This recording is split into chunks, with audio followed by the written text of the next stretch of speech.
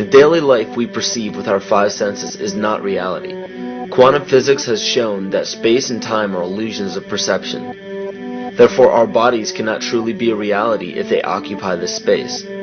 Ernest Rutherford performed an experiment in Manchester that revealed to him the shape of the interior of an atom. Scientists were shocked to discover that the atom is almost entirely empty space. The question then became, how could this empty atom possibly make the solid world around us?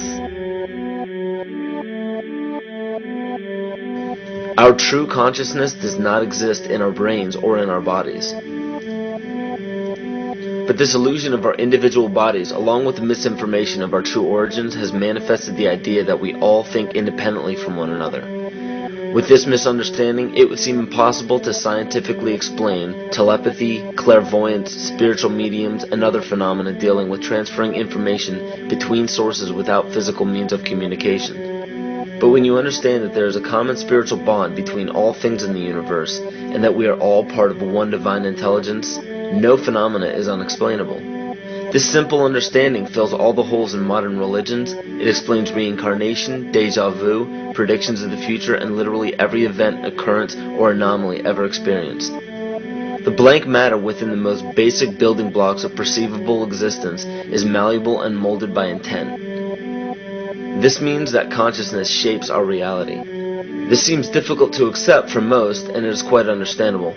In modern times, we are taught from an early age how to think rationally and tangibly. This is a very left-brain method of education, and it has more harmful effects than it's given credit for. The left brain deals with logic, details, facts, patterns, practicality, science, and math, as the right brain deals with feeling, intuition, symbols, images, risk-taking, philosophy, and religion. With a deliberate push for government-controlled educational curriculums, generation after generation of the youth are being taught to focus only on the facts, figures, and numbers. Repetition is used to train children subconsciously to accept what they're learning. Children aren't rewarded for questioning the validity of the information they receive. They are ridiculed.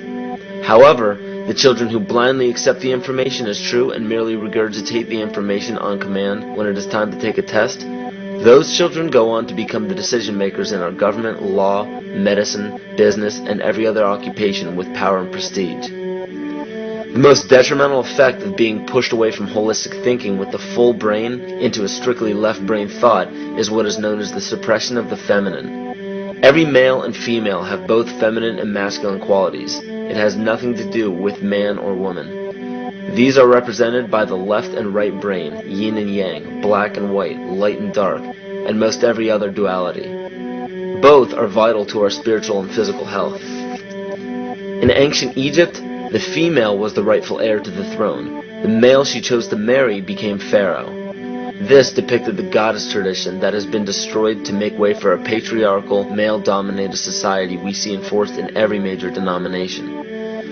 In suppressing the feminine of every society and pushing the people to strictly left-brain thinking, the natural ability for humanity to feel earthly, cosmic, and personal energy became lost. Traditions that were passed on through shamans, witch doctors, magicians, psychics, and seers of all kind became outlawed and ridiculed and given a stigma of something out of a Hollywood movie.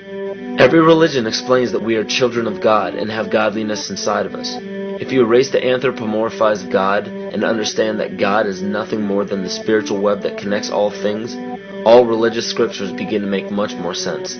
Our bodies are merely vessels to contain our spirit, to gather experience for the divine mind. This is how evolution is possible. It is scientifically proven that all species are evolving into more complex beings. Innate knowledge or racial memory within all species is the understanding of newborns of all kinds to automatically know specific details and traits that the mother does not have to teach them. Therefore, innate knowledge helps every species naturally evolve towards more complex organisms.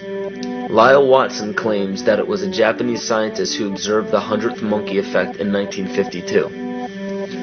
In this observation, he discovered that a certain portion or percentage of monkeys learned or developed a new trait. The knowledge became an innate ability in that species. This is further testimony to a collective consciousness among species.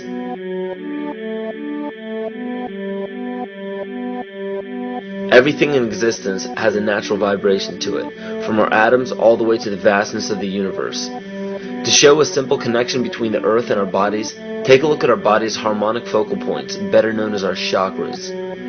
Just as there are harmonic focal points on the guitar string, there are locations within our body where our vibrations culminate. In Eastern philosophies, these 7 chakras are used to bring health and balance to the physical and spiritual body. Our Earth also has 7 chakra points at equally distant locations from one another. There is 1 chakra point on each continent. The root chakra is in Mount Shasta, California. The sexual chakra is in the Isle of Sun, Lake Titicaca in South America. The solar plexus chakra is in Uluru Juta in Australia. The heart chakra is in Glastonbury or Shaftesbury, England. The throat chakra is where the Great Pyramids of Giza in Egypt are. The heart chakra is at Kuhe Malak Sia in Iran. And the crown chakra is at Mount Kailas in Tibet. Scientifically, this is explained because at the core of our Earth there is a molten iron crystal that resonates at approximately 7 Hz. There are energy vortexes all over the Earth where electromagnetic energy emanates. There are also several vile vortices surrounding the equator where strange anomalies occur, such as radio and compass malfunctions, as well as plane and ship disappearances. You may have heard of a few of these.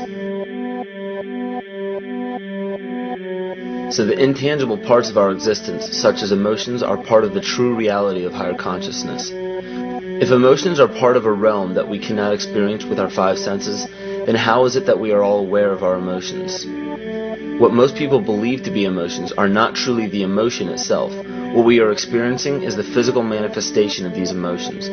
Anger causes disturbance in the psyche, which manifests itself in the ego. These manifestations cause the heart rate to increase, body temperature to rise, and spawn many other physical traits that signify anger.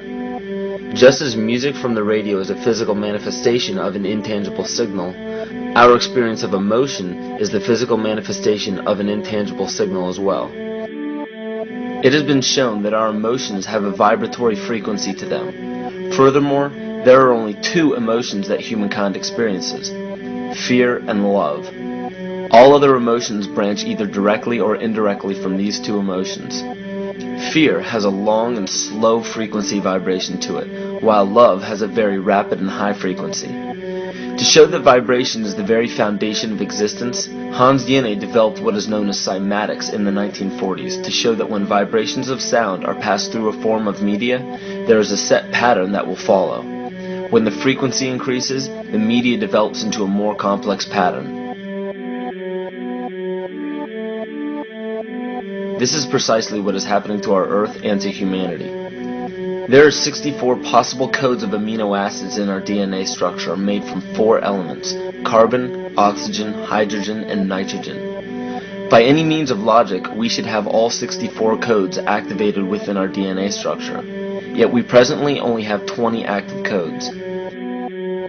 And of these 64 possibilities, it appears that only 20 of these codes are turned on right now for us, the 20 amino acids. There is a switch that turns off and turns on where those coding sites lie, and that the switch for that turning off and turning on is what we call emotion. And this is the first time that we've ever seen the patterns of emotion directly physically linked to human genetic material. Well, fear is a long, slow wave of emotion. So this wave of fear is a long, slow wave and touches relatively few sites on this DNA.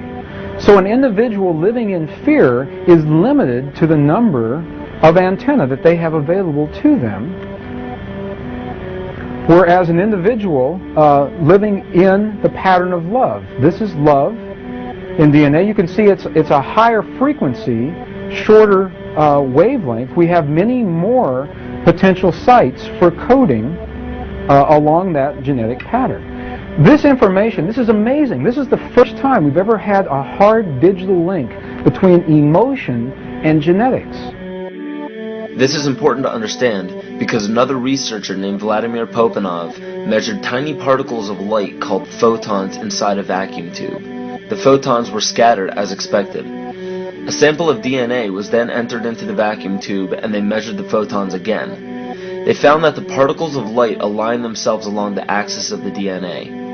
Then, as they removed the DNA sample, the photons remained aligned to the same form of the DNA, even though no DNA was present. This is what is known as the phantom DNA experiment. Science has now bridged a very important gap between physical and ethereal, or spiritual. Our emotions directly affect the structure of our DNA, which directly shapes the physical world we experience every day. So the messages left by the ancients that we've explained here were more than just prophecies about a one-world government or a new world order. We now understand why the study of the heavenly bodies were so important. The rotation and orbit of all that makes up our universe serves as a clock to map changes and transitions.